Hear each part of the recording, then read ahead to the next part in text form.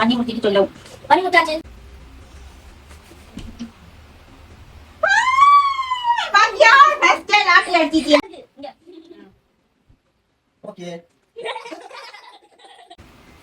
நல்லா போய் கட்டே என்னத்தை கட்டிக்கிட்டியா? நல்லா கட்டி வச்சியா?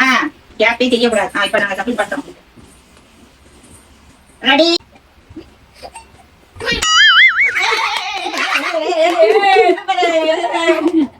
அவன் மட்டும் வர ஏமாத்தி பிராட